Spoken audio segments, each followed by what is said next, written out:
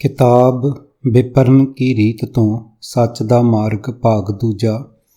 लेखक सरदार गुरबख्श सिंह काला अफगाना। 6वें कांड का 20वां भाग साध संत अते गुरमत। वाहिगुरू जी का खालसा वाहिगुरू जी की फतेह। महान कोश विच संत दे अर्थ ये लिखे हैं। शांत मन इंद्रियां नूं जिसने टकाया होवे, शांत आत्मा। उस्तत बारे विचार करदियां पहिलां आए उस्तत सरलेख अंदर आया शब्द विच संतां शब्द वरत्या होया है। नाल संतां वैर करन। सुखमनी साहिब दी 7वीं अष्टपदी विच किसी विशेष साध का जिक्र नहीं है। गुरमुखां दी गल है। सलोक अगम आगाध पार ब्रह्म सोए, जो जो कहे सो मुक्ता होए। सुन मीता नानक बिनवंता, साध जना की अचरज कथा। पन्ना 271। धद्दे दे पैर हेठां औंकड़ नहीं है, इसे कारण साध जना लिखिया है। इस सलोक दे अर्थ प्रिंसीपल साहिब सिंह जी ने इस प्रकार लिखे हैं। अर्थ ਉਹ ਬੇਅੰਤ ਪ੍ਰਭੂ ਜੀਵਾਂ ਦੀ ਪਹੁੰਚ ਤੋਂ ਪਰੇ ਹੈ ਤੇ ਅਥਾਹ ਹੈ। ਜੋ ਜੋ ਮਨੁੱਖ ਉਸ ਨੂੰ ਸਿਮਰਦਾ ਹੈ ਉਹ ਵਿਕਾਰਾਂ ਦੇ ਜਾਲ ਤੋਂ ਖਲਾਸੀ ਪਾ ਲੈਂਦਾ ਹੈ। ਹੇ ਮੇਰੇ ਮਿੱਤਰ ਸੁਣ, ਨਾਨਕ ਬੇਨਤੀ ਕਰਦਾ ਹੈ। ਸਿਮਰਨ ਕਰਨ ਵਾਲੇ ਗੁਰਮੁਖਾਂ ਦੇ ਗੁਣਾਂ ਦਾ ਜ਼ਿਕਰ ਹੈਰਾਨ ਕਰਨ ਵਾਲਾ ਹੈ। ਭਾਵ ਸਿਮਰਨ ਦੀ ਬਰਕਤ ਨਾਲ ਭਗਤ ਜਨਾਂ ਵਿੱਚ ਇਤਨੇ ਗੁਣ ਪੈਦਾ ਹੋ ਜਾਂਦੇ ਹਨ ਕਿ ਉਹਨਾਂ ਗੁਣਾਂ ਦੀ ਗੱਲ ਛੇੜਿਆਂ ਅਚਰਜ ਰਹਿ ਜਾਈਦਾ ਹੈ। ਅਥਵਾ ਨਿਰਮਲ ਸਾਧ ਦੇ ਲੱਛਣ ਦੱਸ ਕੇ ਸੱਚੇ ਸਾਧ ਦੀ ਸੰਗਤ ਨਾਲ ਵਿਕਾਰਾਂ ਦੀ ਮੈਲ ਦਾ ਨਾਸ ਹੋ ਕੇ ਹਿਰਦੇ ਵਿੱਚ ਜਿਹੜੀ ਨਿਰਮਲਤਾ ਆਉਂਦੀ ਹੈ ਉਸ ਦਾ ਗਿਆਨ ਵੀ ਕਰਾਇਆ ਹੈ। ਸਾਧ ਕੈ ਸੰਗ ਮੁਖ ਉਜਲ ਹੋਤ, ਸਾਧ ਸੰਗ ਮਲ ਸਗਲੀ ਖੋਤ। ਸਾਧ ਸੰਗਤ ਅਥਵਾ ਗੁਰਮੁਖ ਭਗਤਾਂ ਦੀ ਮਹਿਮਾ ਅਥਵਾ ਉਪਮਾ ਵੀ ਕੀਤੀ ਹੈ। ਸਾਧ ਕੀ ਉਪਮਾ ਬੇਦ ਨਾ ਜਾਣੈ, ਜੇਤਾ ਸੁਨੇ ਤੇਤਾ ਬਖਿਆਨੈ। ਸਾਧ ਕੀ ਉਪਮਾ ਤਿਹ ਗੁਣ ਤੇ ਦੂਰ, ਸਾਧ ਕੀ ਉਪਮਾ ਰਹੀ ਭਰਪੂਰ। ਪੰਨਾ 272। ਅੱਗੇ 13ਵੀਂ ਅਸ਼ਟਪਦੀ ਵਿੱਚ ਸੰਤ ਦੇ ਦੋਖੀ ਅਥਵਾ ਸੰਤ ਦੇ ਨਿੰਦਕ ਪ੍ਰਤੀ ਇਸ ਪ੍ਰਕਾਰ ਫਰਮਾਇਆ ਹੈ। ਸੰਤ ਕੈ ਦੂਖਨ ਆਰਜਾ ਘਟੈ, ਸੰਤ ਕੈ ਦੂਖਨ ਜਮ ਤੇ ਨਹੀਂ ਛੁਟੈ। ਸੰਤ ਕਾ ਨਿੰਦਕ ਮਹਾ ਹਤਿਆਰਾ, ਸੰਤ ਕਾ ਨਿੰਦਕ ਪਰਮੇਸ਼ਰ ਮਾਰਾ। ਗੁਰਬਾਣੀ ਵਿੱਚ ਹੋਰ ਵੀ ਸ਼ਬਦ ਹਨ ਜਿਨ੍ਹਾਂ ਵਿੱਚ ਵਿਸ਼ੇਸ਼ ਕਰਕੇ ਸੰਤ ਦੀ ਨਿੰਦਾ ਨੂੰ ਬਹੁਤ ਹੀ ਬੁਰਾ ਫਰਮਾਨ ਕੀਤਾ ਹੈ। ਉਦਾਹਰਨ ਵਜੋਂ ਸੰਤ ਕਾ ਲੀਆ ਧਰਤ ਬਦਾਰੋਂ, ਸੰਤ ਕਾ ਨਿੰਦਕ ਆਕਾਸ਼ ਤੇ ਟਾਲ। ਪੰਨਾ 867। संत की निंदा जोनी भवना, संत की निंदा रोगी करना। संत की निंदा दुख सहाम, डान दैत निंदक को जाम। पन्ना 1145। निरसंदेह ही संत एक महान हस्ती होनी चाहिए है जिस पर थाए पंचम पातशाह जी की एडी डूंगी शरधा अते बड़ा उच्चा सत्कार है। पंचम पातशाह ने संत नूं परमात्मा का रूप ही मन्निया है। सुखमनी साहिब विच गुरुदेव जी ने जिस साध अथवा संत की निंदिया नूं घोर पाप कहा है, उन्हां संत जनां की निशानी लक्षण अथवा गुण अडरे करके कई वारी लिखे हैं। यह निशानी साध की जिस भेटत तरीए, जम कंकर नेड़ न आवई, फिर बहोड़ न मरीए। पन्ना 320। परमात्मा की भगती विच रंगे होए संत जनां तो गुरुदेव जी बलहार जाते हुए संत के गुण भी दसी जा रहे हैं। तेरी महिमा तू है जाने, अपना आप तू आप पछाणे। हों बलिहारी संतन तेरे, जिन काम क्रोध लोभ पीठा जियो। तू नरवैर संत तेरे निर्मल, जिन देखे सब उतरे कनमल। नानक नाम ते आए जीवै, बिनसिया भ्रम पौ ढीठा जियो। पन्ना 108। अर्थ हे प्रभु, तू आप जानदा है कि तू कितना वड्डा है। अपने आप नूं तू आप ही समझदा है। तेरे जिस संत ने तेरी मेहर नाल अपने अंदरों काम क्रोध लोभ नूं दूर कीता है, मैं उस तो कुर्बान जांदा हाँ। हे प्रभु, तेरे अंदर किसी वास्ते वैर नहीं है। ਤੇਰੇ ਸੰਤ ਵੀ ਵੈਰ ਆਦਿਕ ਦੀ ਮੈਲ ਤੋਂ ਰਹਿਤ ਹਨ। ਤੇਰੇ ਉਹਨਾਂ ਸੰਤ ਜਨਾਂ ਦੇ ਦਰਸ਼ਨ ਕੀਤਿਆਂ ਹੋਰਨਾਂ ਦੇ ਵੀ ਪਾਪ ਦੂਰ ਹੋ ਜਾਂਦੇ ਹਨ। ਹੇ ਪ੍ਰਭੂ, ਤੇਰਾ ਨਾਮ ਸਿਮਰ ਕੇ ਜਿਹੜਾ ਮਨੁੱਖ ਆਤਮਿਕ ਜੀਵਨ ਹਾਸਲ ਕਰ ਲੈਂਦਾ ਹੈ, ਉਸ ਦੇ ਮਨ ਵਿੱਚੋਂ ਅਮੋੜ ਭਟਕਣਾ ਦੇ ਡਰ ਦੂਰ ਹੋ ਜਾਂਦੇ ਹਨ। ਨਿਰਵੈਰ ਪ੍ਰਭੂ ਨਾਲ ਜਿਸ ਦਾ ਪਿਆਰ ਹੋਵੇ ਅਥਵਾ ਜੋ ਨਿਰਵੈਰ ਪ੍ਰਭੂ ਦਾ ਸਿਮਰਨ ਹਿਰਦੇ ਤੋਂ ਕਰਦਾ ਹੋਵੇ, ਉਸ ਦੇ ਅੰਦਰੋਂ ਵੈਰ ਭਾਵਨਾ ਖਤਮ ਹੋ ਜਾਂਦੀ ਹੈ। ਜਿਸ ਸਿਉ ਰਾਤਾ ਤੈਸੋ ਹੋਵੇ। ਪੰਨਾ 65। ਜੇ ਲੋਕ ਵਿਖਾਵਾ ਤਾਂ ਪ੍ਰਭੂ ਭਗਤੀ ਵਾਲਾ ਕਰ ਰਿਹਾ ਹੈ, ਪਰ ਹਿਰਦੇ ਵਿੱਚ ਕਾਮ, ਕ੍ਰੋਧ, ਲੋਭ, ਮੋਹ ਜਾਂ ਹੰਕਾਰ ਆਦਿ ਵਿਕਾਰਾਂ ਵਿੱਚੋਂ ਕੋਈ ਵੀ ਐਬ ਹੈ ਤਾਂ ਉਹ ਠੱਗ ਹੈ, ਅਸੰਤ ਹੈ। ਕਿਸੇ ਨਾਲ ਵੈਰ ਭਾਵਨਾ ਰੱਖ ਕੇ ਬਦਲਾ ਲੈਣ ਦੀ ਗੱਲ ਕਰਨ ਵਾਲਾ ਸੰਤ ਕਦੇ ਨਹੀਂ ਹੋ ਸਕਦਾ। ਅਜਿਹਾ ਭੇਖੀ ਸੰਤ ਤਾਈ ਦੇ ਨਾਮ ਤੇ ਦਾਗ ਹੈ। ਖਿਮਾ ਹੀ ਗੁਰੂ ਘਰ ਦਾ ਪ੍ਰਧਾਨ ਗੁਣ ਹੈ, ਕਿਉਂਕਿ ਜਹਾਂ ਖਿਮਾ ਤਹ ਆਪ। ਪੰਨਾ 1372। ਜਿਸ ਹਿਰਦੇ ਵਿੱਚ ਖਿਮਾ ਨਹੀਂ, ਉੱਥੇ ਪਰਮਾਤਮਾ ਦੀ ਯਾਦ ਦਾ ਵਾਸਾ ਨਹੀਂ ਹੈ। ਗੁਰਦੇਵ ਜੀ ਨੇ ਕੇਵਲ ਉਸ ਮਨੁੱਖ ਨੂੰ ਹੀ ਧੰਤਾਯੋਗ ਸੰਤ ਮੰਨਿਆ ਹੈ ਜਿਸ ਦਾ ਹਰ ਸਵਾਸ ਪ੍ਰਭੂ ਦੀ ਯਾਦ ਦੇ ਗੂੜ੍ਹੇ ਰੰਗ ਵਿੱਚ ਰੰਗਿਆ ਹੋਇਆ ਹੋਵੇ, ਜਿਹੜਾ ਮਿੱਠ ਬੋਲੜਾ ਹੈ ਅਤੇ ਜਿਸ ਦਾ ਹਿਰਦਾ ਖਿਮਾ, ਧੀਰਜ, ਸਹਿਣਸ਼ੀਲਤਾ ਅਤੇ ਦੁਖੀਆਂ ਲੋੜਵੰਦਾਂ ਦੀ ਸੇਵਾ ਦਾ ਸੋਮਾ ਹੋਵੇ, ਜਿਹੜਾ ਪਰਉਪਕਾਰੀ ਅਤੇ ਦੀਨ ਦੁਖੀਆਂ ਦੀ ਰੱਖਿਆ ਲਈ ਆਪਾ ਕੁਰਬਾਨ ਕਰ ਦੇਣ ਨੂੰ ਪ੍ਰਭੂ ਦੀ ਸੇਵਾ ਮੰਨਦਾ ਹੋਵੇ, ਜਿਨ੍ਹਾਂ ਸਾਸ ਗਿਰਾਸ ਨਾ ਵਿਸਰੈ, ਹਰ ਨਾਮਾ ਮਨ ਮੰਤ, ਧਨ ਸਸੇਈ ਨਾਨਕਾ, ਪੂਰਨ ਸੋਈ ਸੰਤ। ਪੰਨਾ 319। ਵਿਪਰਨ ਕੀ ਰੀਤ ਵੱਲ ਨੂੰ ਦੌੜਨ ਵਾਲੇ, ਹੇ ਮੇਰੇ ਮਨ, ਆ ਤੈਨੂੰ ਸੰਤ ਜਨਾਂ ਦੀ ਰੀਤ ਸਮਝਾਵਾਂ। ਸ਼ਾਸਤਰਨ ਤੀਖਣ ਕਾਟ ਡਾਰਿਓ, ਮਨ ਨ ਕੀਨੋ ਰੋਸ, ਕਾਜ ਉਹਾਂ ਕੋ ਲੈ ਸਵਾਰਿਓ, ਤਿਲ ਨ ਦੀਨੋ ਦੋਸ। ਮਨ ਮੇਰੇ, ਰਾਮ ਰਹੁ ਨਿਤ ਨੀਤ, ਦਿਆਲ ਦੇਵ ਕਿਰਪਾਲ ਗੋਬਿੰਦ, ਸੁਣ ਸੰਤਨਾ ਕੀ ਰੀਤ ਰਹਾਓ। ਚਰਨ ਤਲੇ ਉਗਾਹ ਬੈਸਿਓ, ਸਰਾਮ ਨ ਰਹਿਓ ਸਰੀਰ, ਮਹਾਸਾਗਰ ਨ ਵਿਆਪੈ, ਖਿਨੇ ਉਤਰਿਓ ਤੀਰ। ਚੰਦਨ ਅਗਰ ਕਪੂਰ ਲੇਪਨ, ਤਿਸ ਸੰਗੇ ਨਹੀਂ ਪ੍ਰੀਤ, ਬਿਸ਼ਟਾ ਮੂਤਰ ਖੋਦ ਤਿਲ ਤਿਲ, ਮਨ ਨ ਮਨੀ ਵਿਪਰੀਤ। ਊਚ ਨੀਚ ਵਿਕਾਰ ਸੁਕ੍ਰਿਤ, ਸੰਲਗਨ ਸਭ ਸੁਖ ਛਤਰ, ਮਿੱਤਰ ਸਤਰ ਕਛੂ ਜਾਣੈ, ਸਰਬ ਜੀ ਸਮਤ। ਕਰ ਪ੍ਰਗਾਸ ਪ੍ਰਚੰਡ ਪ੍ਰਗਟਿਓ, ਅੰਧਕਾਰ ਵਿਨਾਸ਼, ਪਵਿੱਤਰ ਅਪਵਿੱਤਰਤਾ ਕਿਰਨ ਲਾਗੇ, ਮਨ ਨਾ ਭਇਓ ਵਿਖਾਦ। ਸੀਦ ਮੰਦ ਸੁਗੰਧ ਚਲਿਓ, ਸਰਬ ਥਾਨ ਸਮਾਨ, ਜਹਾਂ ਸਾ ਕਿਛ ਤਹਾਂ ਲਾਗਿਓ, ਤਿਲ ਨ ਸ਼ੰਕਾ ਮਾਨ। ਸੁਭਾਏ ਅਭਾਏ ਜੋ ਨਿਕਟ ਆਵੈ, ਸੀਤ ਤਾਕਾ ਜਾਏ, ਆਪ ਪਰ ਕਾ ਕਛ ਨ ਜਾਣੇ, ਸਦਾ ਸਹਿਜ ਸੁਭਾਏ। ਚਰਨ ਸ਼ਰਨ ਅਨਾਥ ਇਹ ਮਨ, ਰੰਗ ਰਾਤੇ ਲਾਲ, ਗੋਪਾਲ ਗੁਣ ਨਿਤ ਗਾਓ, ਨਾਨਕ ਭਏ ਪ੍ਰਭ ਕਿਰਪਾਲ। ਪੰਨਾ 1017। ਅਰਥ ਰਹਾਉ ਦੀ ਤੁਕ ਵਿੱਚ ਗੁਰਦੇਵ ਜੀ ਦਾ ਫੁਰਮਾਨ ਹੈ, ਇਹ ਮੇਰੇ ਮਨ, ਦਇਆਲ ਪ੍ਰਕਾਸ਼ ਰੂਪ ਦੇਵ ਕਿਰਪਾਲ ਗੋਬਿੰਦ ਦੇ ਸੰਤ ਜਨਾਂ ਦੀ ਸੰਗਤ ਵਿੱਚ ਰਹਿ ਕੇ ਸਦਾ ਹੀ ਪਰਮਾਤਮਾ ਦਾ ਸਿਮਰਨ ਕਰਦਾ ਰਹੋ।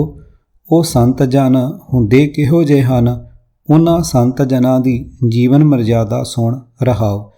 ਜਿਸ ਮਨੁੱਖ ਨੇ ਕਿਸੇ ਰੁੱਖ ਨੂੰ ਕਿਸੇ ਤੀਖਣ ਭਾਵ ਤੇਜ਼ ਹਥਿਆਰ ਨਾਲ ਕੱਟ ਸੁੱਟਿਆ, ਰੁੱਖ ਨੇ ਆਪਣੇ ਮਨ ਵਿੱਚ ਉਸ ਉੱਤੇ ਰੋਸ ਭਾਵ ਗੁੱਸਾ ਨਹੀਂ ਕੀਤਾ, ਸਗੋਂ ਰੁੱਖ ਦੀ ਲੱਕੜੀ ਨੇ ਉਸ ਦਾ ਕੰਮ ਸਵਾਰ ਦਿੱਤਾ ਤੇ ਕੱਟਣ ਵਾਲੇ ਨੂੰ ਰਤਾ ਭਰ ਕੋਈ ਦੋਸ਼ ਨਾ ਦਿੱਤਾ। ਜਿਹੜਾ ਮਨੁੱਖ ਬੇੜੀ ਨੂੰ ਆਪਣੇ ਪੈਰਾਂ ਹੇਠ ਬੈਸਿਓ ਭਾਵ ਆਪਣੇ ਪੈਰਾਂ ਹੇਠਲੇ ਤਾੜ ਕੇ ਨੱਪ ਕੇ ਉਸ ਵਿੱਚ ਬਹਿ ਗਿਆ, ਉਸ ਮਨੁੱਖ ਦੇ ਸਰੀਰ ਵਿੱਚ ਪੈਂਡੇ ਦਾ ਸ਼ਰਮ ਭਾਵ ਥਕੇਵਾਂ ਨਾ ਰਿਹਾ। ਭਿਆਨਕ ਸਮੁੰਦਰ ਦਰਿਆ ਆਦਿ ਉਸ ਨੂੰ ਨਹੀਂ ਵਿਆਪ ਸਕਦਾ, ਭਾਵ ਉਸ ਉੱਤੇ ਕੋਈ ਅਸਰ ਨਹੀਂ ਪਾ ਸਕਦਾ। ਬੇੜੀ ਵਿੱਚ ਬੈਠ ਕੇ ਝੱਟ ਪਾਰ ਜਾ ਉਤਰਿਆ। ਬੇੜੀ ਨੇ ਆਪਣੀ ਹੋਈ ਕਿਸੇ ਬੇਅਦਬੀ ਵੱਲ ਕੋਈ ਧਿਆਨ ਨਹੀਂ ਦਿੱਤਾ, ਸਗੋਂ ਉਸ ਨਾਲ ਨੇਕੀ ਹੀ ਕੀਤੀ। ਜਿਹੜਾ ਮਨੁੱਖ ਧਰਤੀ ਉੱਤੇ ਚੰਦਨ ਅਗਰ ਕਪੂਰ ਨਾਲ ਲੇਪਨ ਕਰਦਾ ਹੈ, ਉਸ ਮਨੁੱਖ ਨਾਲ ਧਰਤੀ ਕੋਈ ਖਾਸ ਪਿਆਰ ਨਹੀਂ ਕਰਦੀ, ਤੇ ਜਿਹੜਾ ਮਨੁੱਖ ਧਰਤੀ ਉੱਤੇ ਗੂੰ ਮੂਤਰ ਸੁੱਟਦਾ ਹੈ, ਧਰਤੀ ਨੂੰ ਪੁੱਟਦਾ ਹੈ, ਉਸ ਮਨੁੱਖ ਵਿਰੁੱਧ ਧਰਤੀ ਕੋਈ ਰੋਸ ਨਹੀਂ ਕਰਦੀ। ਕੋਈ ਉੱਚਾ ਹੋਵੇ, ਕੋਈ ਨੀਵਾਂ ਹੋਵੇ, ਕੋਈ ਬੁਰਾਈ ਕਰੇ, ਕੋਈ ਭਲਾਈ ਕਰੇ, ਆਕਾਸ਼ ਦੇ ਵਤੀਰੇ ਵਿੱਚ ਕੋਈ ਫਰਕ ਨਹੀਂ ਪੈਂਦਾ ਅਤੇ ਸਭਨਾਂ ਵਾਸਤੇ ਸੁੱਖਾਂ ਦਾ ਛਤਰ ਬਣਿਆ ਰਹਿੰਦਾ ਹੈ। ਆਕਾਸ਼ ਨਾ ਕਿਸੇ ਨੂੰ ਮਿੱਤਰ ਸਮਝਦਾ ਹੈ ਅਤੇ ਨਾ ਕਿਸੇ ਨੂੰ ਵੈਰੀ, ਸਾਰੇ ਜੀਵਾਂ ਨਾਲ ਇੱਕ ਸਮਾਨ ਹੈ। ਸੂਰਜ ਆਪਣੀ ਪ੍ਰਚੰਡ ਭਾਵ ਤੇਜ ਰੌਸ਼ਨੀ ਨਾਲ ਪ੍ਰਗਟ ਹੋ ਕੇ ਹਨੇਰੇ ਦਾ ਨਾਸ਼ ਕਰਦਾ ਹੈ। ਚੰਗੇ ਮੰਦੇ ਸਭ ਜੀਵਾਂ ਨੂੰ ਉਸ ਦੀਆਂ ਕਿਰਨਾਂ ਲੱਗਦੀਆਂ ਹਨ। ਕਿਸੇ ਨਾਲ ਕੋਈ ਵਿਖਾਦ ਭਾਵ ਦੁੱਖ ਵਿਤਕਰਾ ਨਹੀਂ ਕਰਦਾ। ਠੰਡੀ, ਮਿੱਠੀ ਅਤੇ ਸੁਗੰਧੀ ਭਰੀ ਹਵਾ ਸਭਨਾਂ ਥਾਵਾਂ 'ਤੇ ਇੱਕੋ ਜਿਹੀ ਚੱਲਦੀ ਹੈ। ਚੰਗੀਆਂ ਮੰਦੀਆਂ ਸਭ ਚੀਜ਼ਾਂ ਨੂੰ ਬਿਨਾਂ ਸ਼ੰਕੇ ਦੇ ਭਾਵ ਬਿਨਾਂ ਝਿਜਕ ਦੇ ਲੱਗਦੀ ਹੈ। ਜਿਹੜਾ ਵੀ ਮਨੁੱਖ ਚੰਗੀ ਜਾਂ ਮੰਦੀ ਭਾਵਨਾ ਨਾਲ ਅੱਗ ਦੇ ਨੇੜੇ ਜਾਂਦਾ ਹੈ, ਅੱਗ ਉਸ ਦਾ ਪਾਲਾ ਦੂਰ ਕਰ ਦਿੰਦੀ ਹੈ। ਅੱਗ ਨੂੰ ਕਿਸੇ ਆਪਣੇ ਜਾਂ ਪਰਾਏ ਨਾਲ ਕੋਈ ਵਾਸਤਾ ਨਹੀਂ, ਉਹ ਆਪਣੇ ਸੁਭਾਅ ਵਿੱਚ ਅਡੋਲ ਰਹਿੰਦੀ ਹੈ। ਇਹ ਮੇਰੇ ਮਨ, ਇਸੇ ਤਰ੍ਹਾਂ ਪਰਮਾਤਮਾ ਦੇ ਸੰਤ ਜਨ ਪਰਮਾਤਮਾ ਦੇ ਚਰਨਾਂ ਦੀ ਸ਼ਰਨ ਵਿੱਚ ਰਹਿ ਕੇ ਖਸਮ ਵਾਲੇ ਬਣ ਜਾਂਦੇ ਹਨ। ਉਹ ਸੋਹਣੇ ਪ੍ਰਭੂ ਦੇ ਪ੍ਰੇਮ ਰੰਗ ਵਿੱਚ ਰਤੇ ਰਹਿੰਦੇ ਹਨ। ਇਹ ਮੇਰੇ ਮਨ, ਤੂੰ ਵੀ ਗੋਪਾਲ ਪ੍ਰਭੂ ਦੇ ਗੁਣ ਗਾਉਂਦਾ ਰਿਹਾ ਕਰ, ਤਾਂ ਜੋ ਤੇਰੇ 'ਤੇ ਵੀ ਪ੍ਰਭੂ ਦੀ ਮਿਹਰ ਹੋ ਜਾਵੇ। ਪੰਚਮ ਪਾਤਸ਼ਾਹ ਜੀ ਨੇ ਪੂਰਨ ਪੁਰਖ ਅਥਵਾ ਸੰਤ 'ਤੇ ਇਹ 6 ਲੱਛਣ ਲਿਖੇ ਹਨ।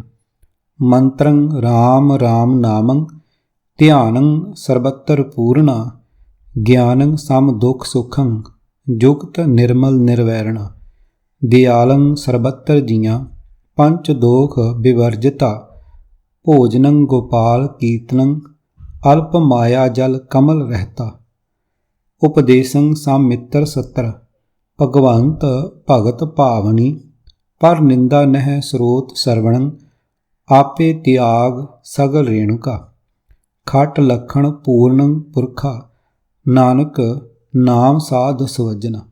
ਪੰਨਾ 1357।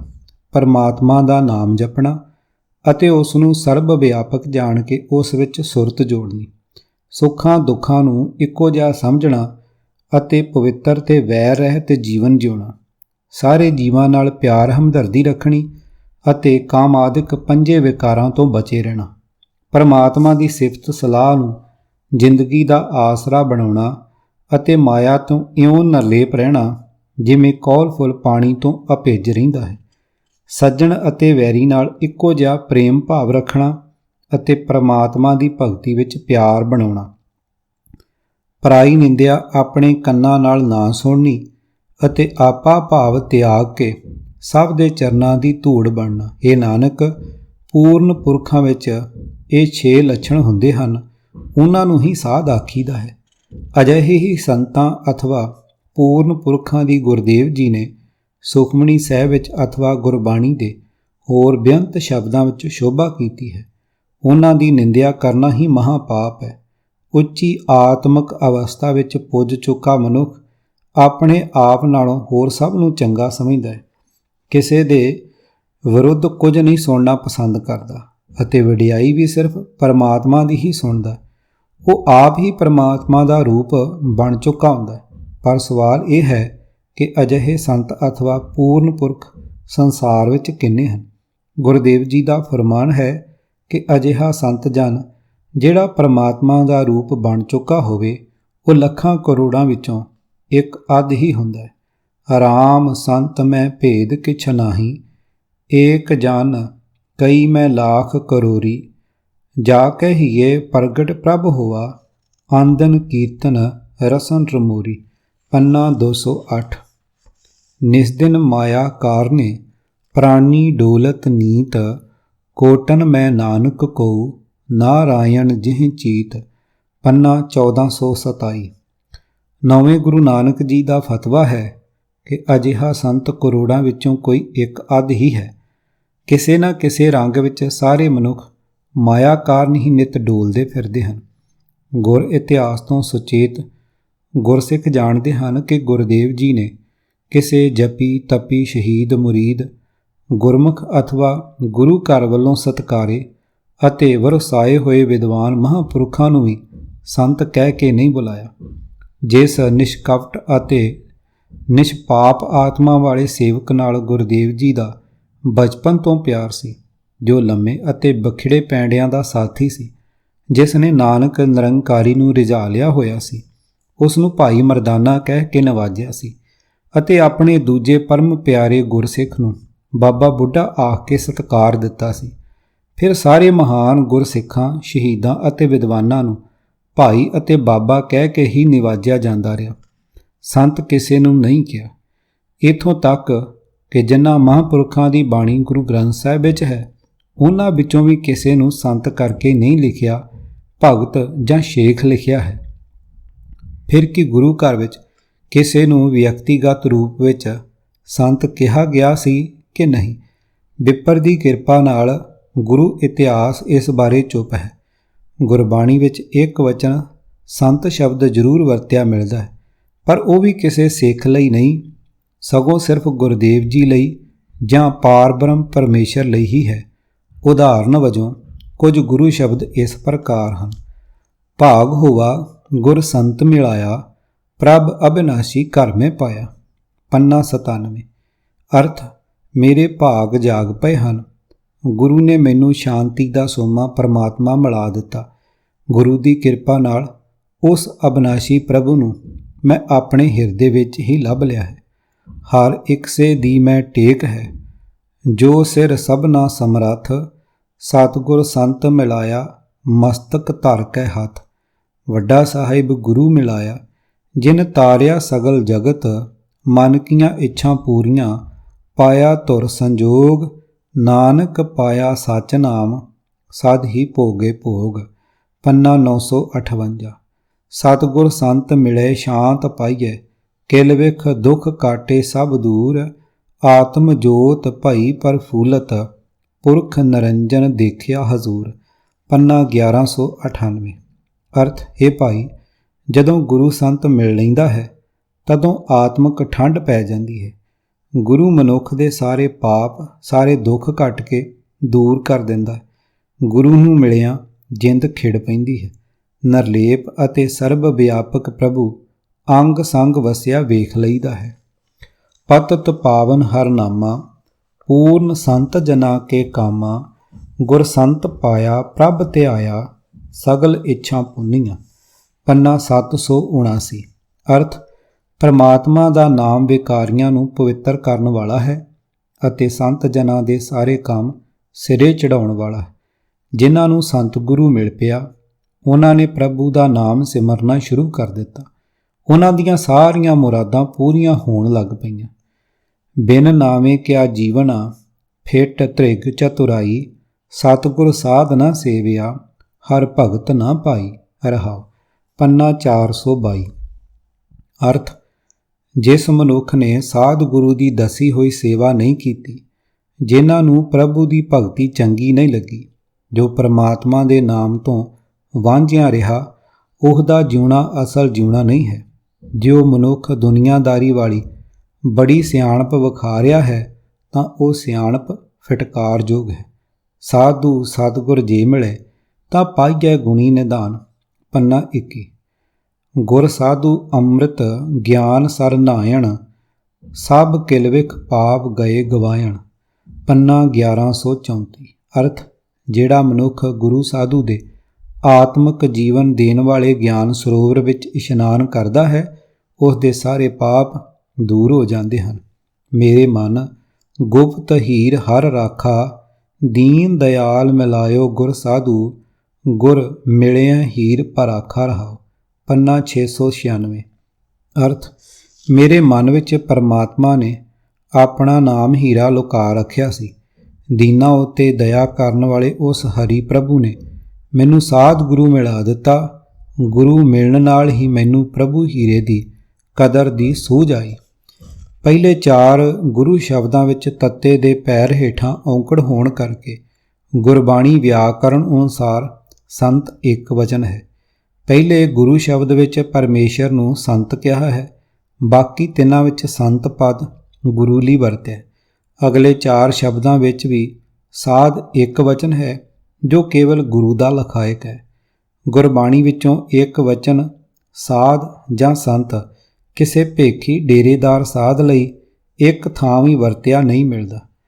ਤੱਤੇ ਜਾਂ ਧੱਦੇ ਦੇ ਹੇਠਾਂ ਔਂਕੜ ਤੋਂ ਬਿਨਾਂ ਸਾਧ ਜਾਂ ਸੰਤ ਗੁਰਮੁਖਾਂ ਲਈ, ਸਤ ਸੰਗੀਆਂ ਲਈ ਅਥਵਾ ਭਗਤ ਜਨਾਂ ਲਈ ਹੀ ਵਰਤਿਆ ਮਿਲਦਾ। ਅੱਜ ਸਾਰੇ ਗੁਰਸਿੱਖਾਂ ਵਾਸਤੇ ਕੇਵਲ ਸ੍ਰੀ ਗੁਰੂ ਗ੍ਰੰਥ ਸਾਹਿਬ ਜੀ ਹੀ ਪੂਰਨ ਸੰਤ ਹਨ। ਕਿਸੇ ਮਨੁੱਖ ਲਈ ਸੰਤ ਪਦ ਵਰਤਣਾ ਗੁਰਮਤ ਨਹੀਂ, ਸਗੋਂ ਮਨਮਤ ਅਥਵਾ ਬ੍ਰਾਹਮਣੀ ਮਤ ਹੈ। ਪਰਮਾਤਮਾ ਅਤੇ ਗੁਰੂ ਨੂੰ ਜਿਵੇਂ ਸੰਤ ਕਿਹਾ ਹੈ, ਉਸੇ ਤਰ੍ਹਾਂ ਇਹਨਾਂ ਨੂੰ ਗੁਰਬਾਣੀ ਵਿੱਚ ਗਿਆਨੀ ਵੀ ਫਰਮਾਨ ਕੀਤਾ ਹੈ। ਧੰਨ ਧੰਨ ਹਰ ਗਿਆਨੀ ਸਤਿਗੁਰੂ ਹਮਾਰਾ, ਜਿਨ ਵੈਰੀ ਮਿੱਤਰ ਹਮ ਕੋ ਸਭ ਸਮ ਦ੍ਰਿਸ਼ਟ ਦਿਖਾਈ। ਪੰਨਾ 594। ਅਰਥ, ਹਰੀ ਦੇ ਘਰ ਦਾ ਗਿਆਨੀ, ਹਰੀ ਨਾਲ ਜਾਣ ਪਛਾਣ ਵਾਲਾ ਸਾਡਾ ਸਤਿਗੁਰੂ ਧੰਨ ਹੈ, ਜਿਸ ਨੇ ਵੈਰੀ ਕੀ ਤੇ ਸੱਜਣ ਕੀ ਸਭ ਵੱਲ ਸਾਨੂੰ ਏਕਤਾ ਦੀ ਨਜ਼ਰ ਨਾਲ ਵੇਖਣ ਦੀ ਜਾਚ ਸਿਖਾਈ ਹੈ। ਤੂੰ ਜਾਣ ਗਿਆਨੀ ਅੰਤਰਜਾਮੀ, ਆਪੇ ਕਾਰਨ ਕੀਨਾ, ਸੁਨੋ ਸਖੀ ਮਨ ਮੋਹਨ ਮੋਹਿਆ, ਤਨ ਮਨ ਅੰਮ੍ਰਿਤ ਪੀਨਾ। ਪੰਨਾ 764। ਅਰਥ, हे ਪ੍ਰਭੂ ਤੂੰ ਜਾਨ ਹੈ, ਭਾਵ ਸੁਜਾਨ ਹੈ, ਗਿਆਨੀ ਹੈ, ਅੰਤਰਜਾਮੀ ਹੈ, ਹਰ ਇੱਕ ਦੇ ਅੰਦਰ ਦੀ ਜਾਣਨ ਵਾਲਾ ਹੈ। ਤੂੰ ਆਪ ਹੀ ਇਹ ਕਾਰਨ ਕੀਤਾ ਹੈ, ਜਗਤ ਰਚਿਆ ਹੈ। हे ਸਹੇਲਿਓ, ਮੋਹਨ ਪ੍ਰਭੂ ਨੇ ਮੇਰਾ ਮਨ ਆਪਣੇ ਪ੍ਰੇਮ ਦੇ ਵਸ ਕਰ ਲਿਆ ਹੈ। ਮੇਰਾ ਮਨ ਤਨ ਉਸ ਦੇ ਨਾਮ ਅੰਮ੍ਰਿਤ ਨਾਲ ਭਿੱਜਾ ਪਿਆ ਹੈ। ਗਿਆਨੀ ਨੂੰ ਸੰਤ ਵਾਂਗ ਹੀ ਆਤਮਿਕ ਉੱਚਤਾ ਅਤੇ ਤਿਆਗ ਦੀ ਸਿਖਰ ਤੇ ਪੁੱਜਿਆ ਦਰਸਾਇਆ ਹੈ। ਕਈ ਬੈਕੁੰਠ ਨਾਹੀ ਲਵੇ ਲਾਗੈ, ਮੁਕਤ ਬਪੁੜੀ ਵੀ ਗਿਆਨੀ ਤਿਆਗੇ। ਪੰਨਾ 1078। ਇਸੇ ਤਰ੍ਹਾਂ ਗੁਰਬਾਣੀ ਵਿੱਚ ਬੇਅੰਤ ਸ਼ਬਦ ਹਨ, ਜਿਨ੍ਹਾਂ ਵਿੱਚ ਗੁਰੂ ਦੇ ਸਨਮੁਖ ਰਹਿਣ ਵਾਲੇ ਅਥਵਾ ਗੁਰੂ ਦੀ ਸਿੱਖਿਆ ਤੇ ਚੱਲਣ ਵਾਲੇ ਨੂੰ ਗੁਰਮੁਖ ਕਿਹਾ ਹੈ। ਕਈ ਥਾਈਂ ਗੁਰਮੁਖ ਦੇ ਅਰਥ ਗੁਰੂ ਵੀ ਕੀਤੇ ਹੋਏ ਮਿਲਦੇ ਹਨ। ਗੁਰਦੇਵ ਜੀ ਨੇ ਗੁਰਸਿੱਖਾਂ ਅਥਵਾ ਸਤ ਸੰਗੀਆਂ ਨੂੰ ਸੰਤੋ ਕਰਕੇ ਸੰਬੋਧਨ ਕਰਨ ਦੇ ਨਾਲ ਬੜੇ ਪਿਆਰ ਨਾਲ ਭਾਈ, ਜਨ, ਸੇਵਕ, ਦਾਸ, ਸਖੀ, ਸਹੇਲੀ ਕਰਕੇ ਵੀ ਬੇਅੰਤ ਵਾਰ ਲਿਖਿਆ।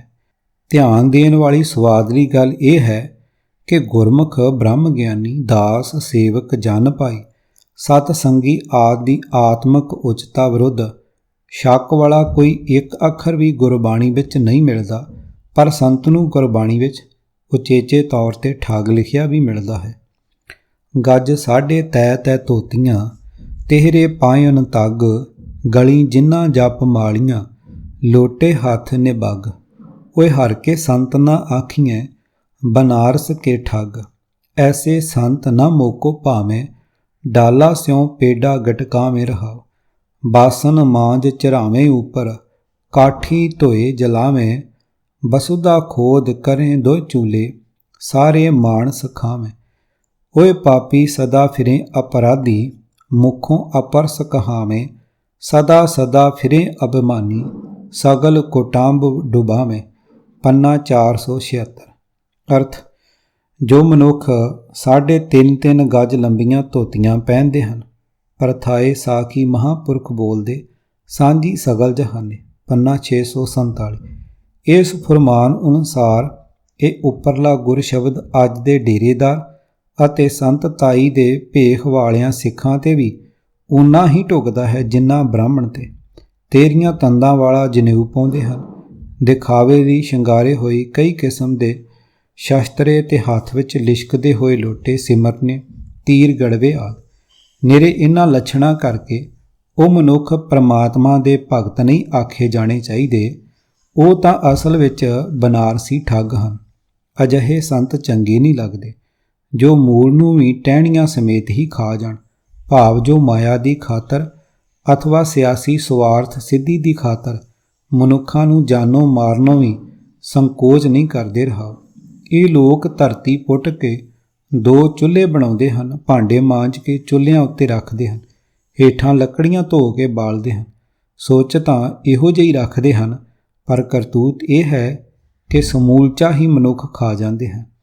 ਇਹੋ ਜਿਹੇ ਮੰਦਕਰਮੀ ਮਨੁੱਖ ਸਦਾ ਵਿਕਾਰਾਂ ਵਿੱਚ ਹੀ ਖਚਤ ਰਹਿੰਦੇ ਹਨ।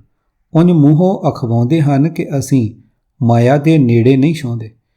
ਇਹ ਆਪ ਤਾਂ ਡੁੱਬੇ ਹੀ ਸਨ, ਸਾਰੇ ਸਾਥੀਆਂ ਨੂੰ ਵੀ ਇਹਨਾਂ ਠੱਗਾਂ ਵਾਲੇ ਮੰਦ ਕਰਮਾਂ ਵਿੱਚ ਲਿਆ ਡੋਬਦੇ ਹਨ। ਗੁਰਬਾਣੀ ਸ਼ਬਦ ਦੇ ਇਹਨਾਂ ਅਰਥਾਂ ਨੂੰ ਗਹੁ ਨਾਲ ਵਿਚਾਰੀਏ ਤਾਂ ਸਪਸ਼ਟ ਹੋ ਜਾਂਦਾ ਹੈ ਕਿ ਸਤਿਗੁਰਾਂ ਨੇ ਕਿਸੇ ਨੂੰ ਸੰਤ ਕਹਿਣ ਤੋਂ ਦੁੱਖ ਨਹੀਂ ਸੀ ਮੰਨਿਆ। ਉਹਨਾਂ ਨੂੰ ਸੰਤਤਾਈ ਨਾਲ ਜੁੜ ਚੁੱਕਿਆ ਭੇਖ ਅਥਵਾ ਸਾਧ ਬਾਣਾ ਨਹੀਂ ਸੀ ਪਾਉਂਦਾ। ਆਚਰਣ ਤੋਂ ਸੰਤ ਬਣਿਆ ਮਨੁੱਖ ਸਤਿਗੁਰਾਂ ਲਈ ਰੱਬ ਦਾ ਰੂਪ ਸੀ। ਸੰਤ ਗੋਬਿੰਦ ਕੈ ਏਕੈ ਕਾਮ, ਪਰ ਲੋਕਾਂ ਨਾਲੋਂ ਨਿਆਰਾ ਭੇਖ ਧਾਰਨ ਕਰਕੇ ਅਡਰੀ ਡਿੱਠ ਬਣਾ ਕੇ ਪੂਜਨੀਕ ਬਣਿਆ ਬੈਠਾ ਹਰ ਮਨੁੱਖ ਸਤਿਗੁਰਾਂ ਨੂੰ ਖਤਰਨਾਕ ਠੱਗ ਹੋ ਦਿਸਿਆ।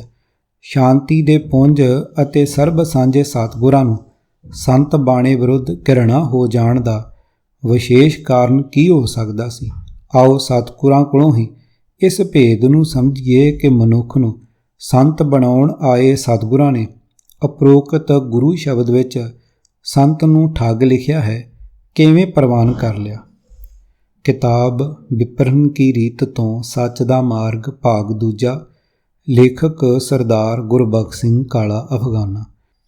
6ਵੇਂ ਕਾਂਡ ਦਾ 20ਵਾਂ ਭਾਗ। ਆਵਾਜ਼ ਗੁਰਜੰਟ ਸਿੰਘ ਰੂਪੋਵਾਲੀ। ਵਾਹਿਗੁਰੂ ਜੀ ਕਾ ਖਾਲਸਾ, ਵਾਹਿਗੁਰੂ ਜੀ ਕੀ ਫਤਿਹ।